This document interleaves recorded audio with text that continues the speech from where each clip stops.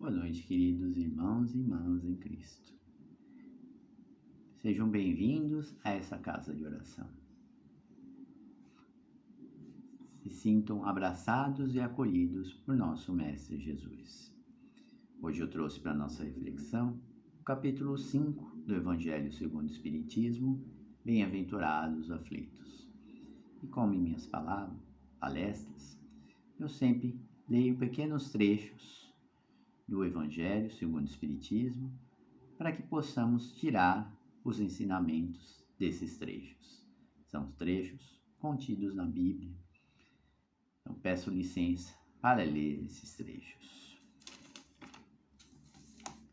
Bem-aventurados os que choram, porque serão consolados. Bem-aventurados os que têm fome e sede de justiça, porque serão fartos. Bem-aventurados os que padecem perseguição por amor à justiça, porque deles é o reino de Deus. Isso está em São Mateus, capítulo 5, versículos 5, 6 e 10. Bem-aventurados vós, os pobres, que vosso é o reino de Deus. Bem-aventurados que agora têm fomes, porque sereis fartos. Bem-aventurados vós que agora chorais, porque rireis. Isso está em São Lucas, capítulo 6, versículo 20 e 21. Mas ai de vós ricos, que tendes no fundo a vossa consolação. Ai de vós os que saís fartos, porque tereis fome. Ai de vós o que agora rides, porque gemereis e chorareis. Isso está em São Lucas, capítulo 6, versículo 24 e 25. Então, esse último trecho que a gente leu de São Lucas, para poder facilitar o entendimento, vamos falar de uma parábola de Jesus. Parábola eram pequenas histórias que Jesus contava da época dele, com elementos da época dele, para facilitar o entendimento das pessoas, né? Então a gente vai falar da parábola do rico e do Lázaro. Havia um homem rico que se vestia maravilhosamente e que todos os dias se banqueteava.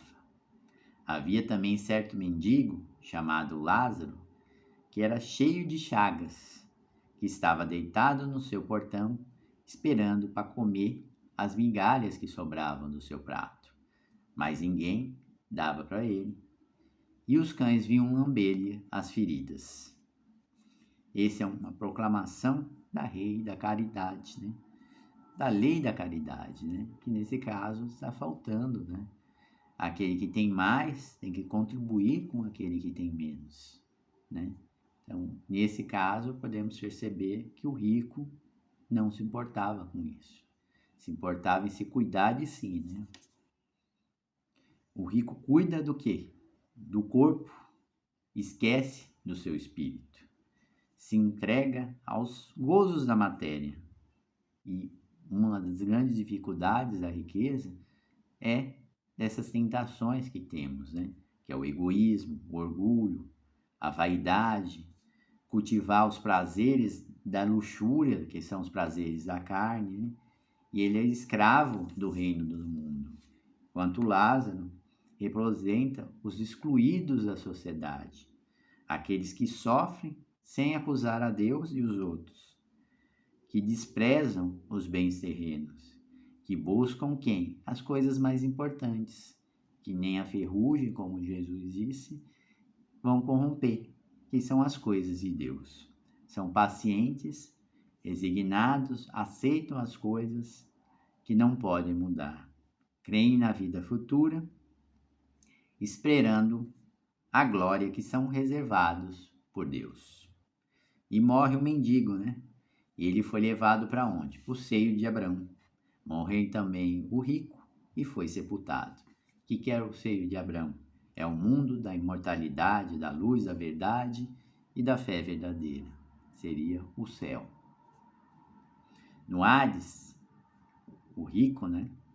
Estando em tormentos, levantou os olhos e viu de longe Abraão e Lázaro no seio de Abraão, que era aquele mundo de felicidade, né?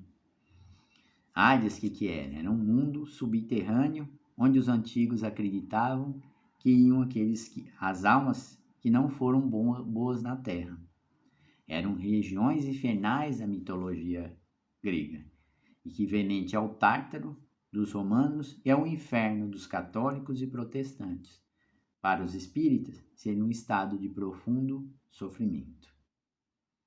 E clamou: Pai Abrão, tem compaixão de mim, e manda Lázaro que molhe a ponta do seu dedo e me refresque a língua, porque estou atormentado nessa chama. O rico queria água, mas não era água material, é água do consolo, da esperança, do perdão.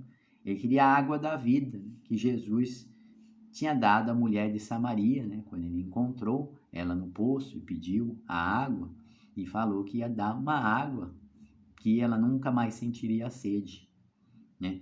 Que seria a água que representa as coisas do Espírito, os valores eternos, seguir as leis de Deus, né? Que está na nossa consciência, né? Nossa consciência sempre nos indica o caminho certo a seguir.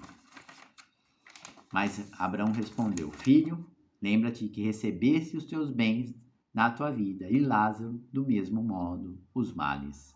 Agora, porém, ele está consolado, e tu em tormentos. Demais, entre nós e vós está firmado um grande abismo, de modo que o que querem passar daqui para vós não podem, nem os de lá para nós. Então aqui é aquele trecho que a gente leu, né, que o rico ia receber os tormentos, né, e aquele que sofreu ia receber as benesses, né, naquele último trecho que a gente leu do Evangelho, né, que fala exatamente disso, né, bem-aventurados mas ai de vós ricos, porque tendes no fundo a vossa consolação, consolação dos bens da matéria, né? Ai de vós que estáis fartos, porque tereis fome, essa fome de consolo, da consciência tranquila. Ai de vós que agora rides, porque gemereis e chorareis. Então aqui ele mostra isso, né? O rico só cuida então do quê? Do corpo, da matéria, enquanto o Lázaro cuida da parte mais importante, que é do espírito imortal. Ele paga suas dívidas e se eleva a Deus, recebendo sua recompensa. Ele replicou: Pai, eu te rogo, então que mandes à casa do meu pai, pois tenho vários irmãos, para avisar a fim de suceder com eles o mesmo que aconteceu comigo. Mas Abraão disse: Eles têm Moisés e os profetas, que ouço. O Moisés mostrava o caminho da verdadeira felicidade, e os profetas diziam o que passava no plano espiritual. Ou seja, para não ir para o inferno, para o Hades, né?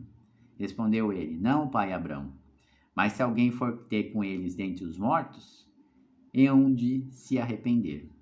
Replicou Abrão: Se eles não ouvem a Moisés e os profetas, tampouco se deixarão persuadir, ainda que ressuscite alguém dentre os mortos.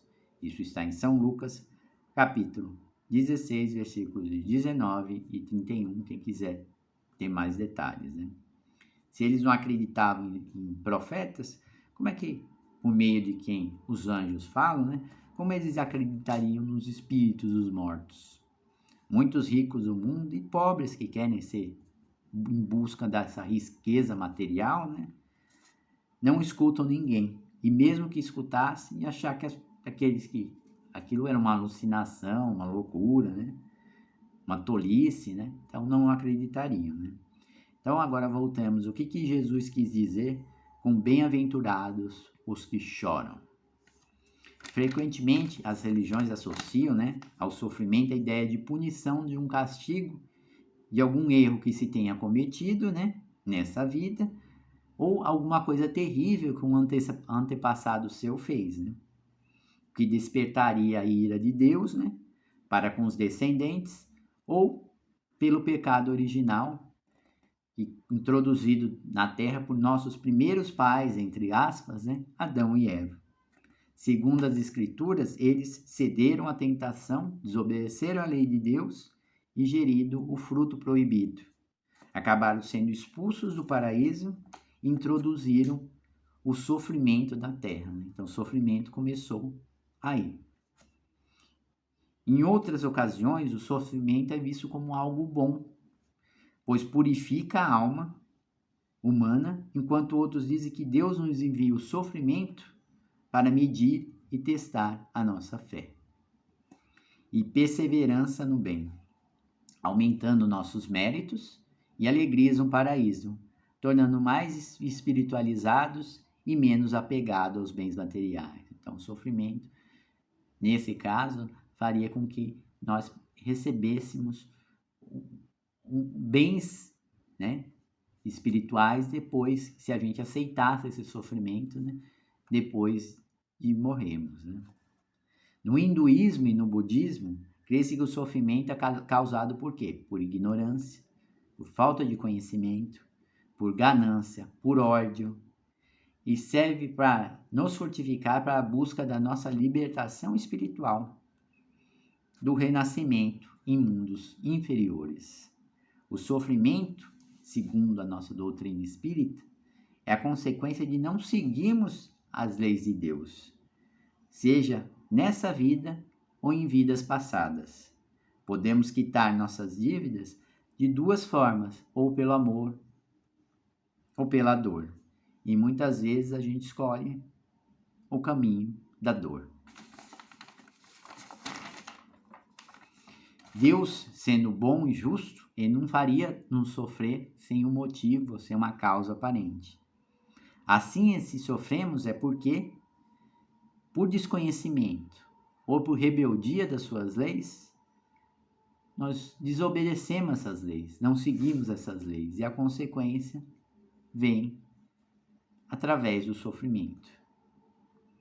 Fomos criados para a felicidade, porém, só a conheceremos quando formos perfeitos. Para atingir essa perfeição, precisamos do quê? Nos purificar dos nossos vícios, defeitos, através de diversas vidas, nessas e outros planetas. E qual que foi o modelo de perfeição maior na Terra? Nosso Mestre Jesus. Quanto mais erramos, mais devemos na lei divina. E se não pagamos pelo amor, como já dizemos, vamos pagar por quê? Pela dor. Se suportarmos o sofrimento como fez Lázaro, com paciência, resignação, vamos limpar nossas consciências desses erros passados nossos, nos melhorando. Ou seja, o sofrimento é o preço que pagamos para nos purificar e alcançar a felicidade completa. Agora vamos falar um pouco de como podemos quitar essas nossas dívidas, esses nossos erros, pelo amor ou pela dor. Vamos ao exemplo de uma criança pequena. Os pais falam com amor para ela não introduzir o dedo na tomada, várias e várias vezes. Mas a criança ela não compreende que aquilo é errado e continua colocando o dedo na tomada. Não por teimosia ou por desobediência, porque ela não compreende que aquilo vai trazer um mal para ela, um choque. Então, somente quando os pais advertem com rispidez, uma forma dura, ou quando ela toma um choque, que ela percebe que aquilo que ela estava fazendo não era certo. Por isso, é comum dizer que temos os dois professores na nossa vida, o amor e a dor. Podemos nos fazer surdos ao amor, simplesmente não compreendendo quando fez a criança, mas obedecemos imediatamente às ordens da dor, do sofrimento. Nós podemos aprender tudo pelo amor? Dificilmente no mundo que nós vivemos, um mundo atrasado, né, nós aprendemos muito mais pela dor, pelo sofrimento. Desde criança somos orientados por nossos pais, por pessoas mais velhas, para a gente executar as coisas com amor, com a experiência que eles tiveram em relação a determinadas coisas. Alguns conseguimos, mas muito a gente prefere sofrer para aprender. Ah, não, meu pai não sabe de nada, ele fala besteira, e nós só conseguimos compreender determinadas coisas quando nós nos tornamos adultos. Quando nós passamos por aquilo e lembramos dos conselhos daqueles que nos falaram antes. Mas como a dor ensina? É que a dor é mais experiente que o amor. A dor nos pega de jeito, como não quer nada. E quando nós menos esperamos, nós estamos refletindo. O que o amor levaria meses, a dor, em minutos a gente percebe. O que o amor levaria várias e várias vidas, às vezes em horas, a dor nos ensina. Ela faz a gente sentar, refletir, pensar. A dor física revela que tem alguma coisa de errado com o nosso corpo. A dor do arrependimento faz com que a gente reconheça que estamos errados e busquemos a reparação. A dor da solidão, nós damos conta que não vivemos sozinhos e que dependemos dos outros. A dor do coração, percebemos que erramos e caímos daquele pedestal do orgulho de achar superior a tudo. A dor, ela arranca essas nossas máscaras. E percebemos que somos responsáveis por nós mesmos e que o outro é responsável por ele mesmo. E que só se deixarmos os outros agirem sobre nós, né, se permitirmos isso, né, é a mesma forma que o outro permitisse. Então, nós somos responsáveis pelos nossos atos e se queremos mudar o outro, nós temos que mudar a nós mesmos. E ao percebermos que somos responsáveis por nossa vida, né, o outro fica responsável pela vida dele, né? E se queremos ser livres, só vamos perceber que somos livres onde houver tolerância com nossos erros e com os erros dos outros. A dor é um mecanismo que serve para nos orientar, como uma bússola. Sempre que nos desviamos, vem a dor e nos coloca no caminho. É que claro que um dia aprenderemos muito mais no nosso processo de busca da felicidade pelo amor. Mais facilmente, mais sutilmente, sem dor. Mas no mundo atual, a dor, ela tem a sua utilidade. Sem nela demoraremos muito mais para aprender. Não reclame da dor, aprenda com ela.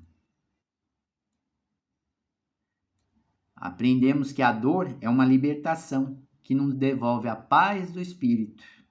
Passamos a julgá-la menos dolorosa. Quando a gente estiver passando por um extremo sofrimento, lembremos de 8 princípios básicos da vida. Não há mal que dure para sempre, ou seja, o sofrimento não é eterno. Uma hora ele vai passar. Você não é a única pessoa que sofre no mundo. Várias pessoas sofrem também. E às vezes, quando a gente para de se preocupar com nós mesmos e dá atenção para o outro, vê que o outro tem um problema muito maior que nós. E a gente consegue ajudar eles e, de certa maneira, consegue conformar os nossos sofrimentos. Pense que se o sofrimento fosse menor, nós não aprenderíamos. Ele não provocaria uma mudança radical na nossa forma de agir e de pensar. Quando nós estamos bem, muitas vezes a gente esquece de Deus, não procura nada. Muitos de nós que estamos aqui no centro, nós procuramos o centro por causa da dor, do sofrimento, e não por um amor. Tal como uma criança ela grita, se debate quando ela toma uma vacina, nós também reclamamos e esperneamos quando Deus dá uma vacina dolorida da vida. O sofrimento, advindo das nossas dificuldades, tem o poder de fortalecer nosso espírito e libertar das futuras doenças da alma. Uma grande lição do sofrimento é que só aprendemos uma coisa quando a realizamos e sentimos. Por isso mesmo Deus nos coloca num mundo de sofrimento para que, sem nenhuma ajuda nos momentos difíceis, possamos aprender as sagradas lições da vida.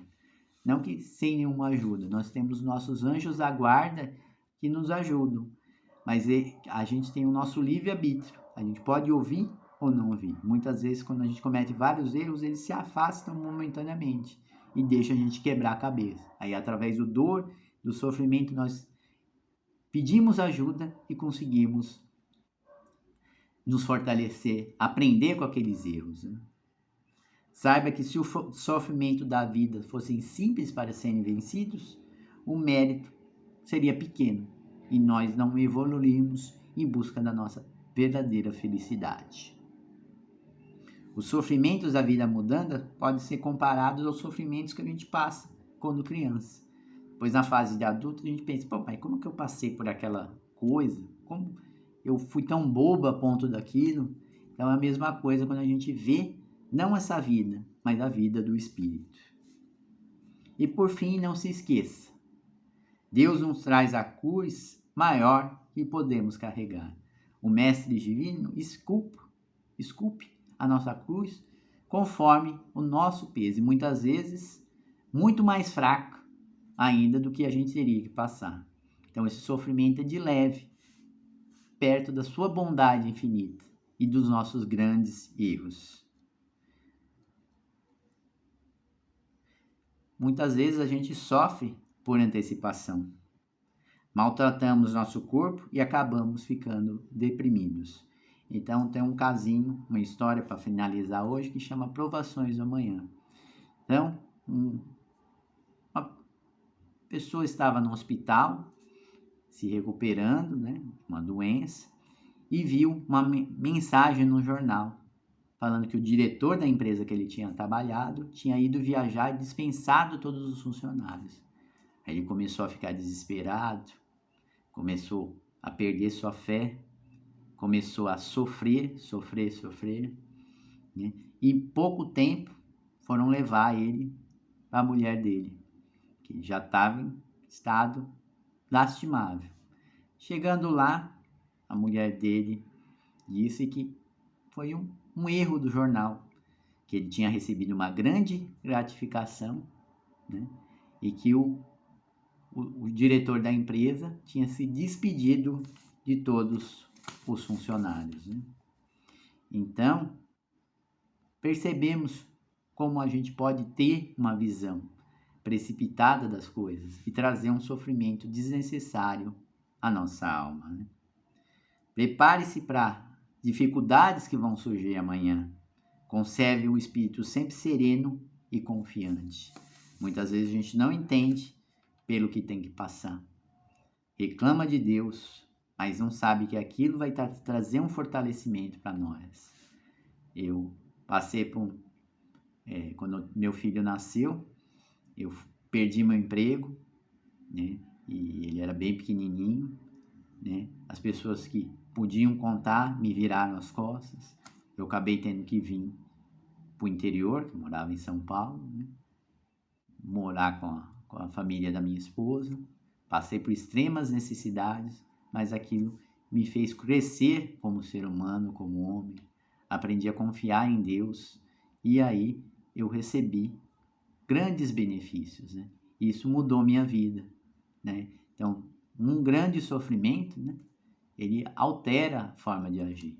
Então, muitas vezes, a mulher, quando vai ter um nenê, ela sofre bastante, mas ela tem um grande benefício, que é o nascimento do filho. Um artista, como Thomas Edison, que foi fazer a lâmpada, ele fez 1000 tentativas, sofreu muito, abdicou de muitas coisas e depois teve a grande invenção valorizada. Então, sempre quando a gente estiver passando por um grande sofrimento, lembremos que Deus está do nosso lado. Ele nunca nos abandona.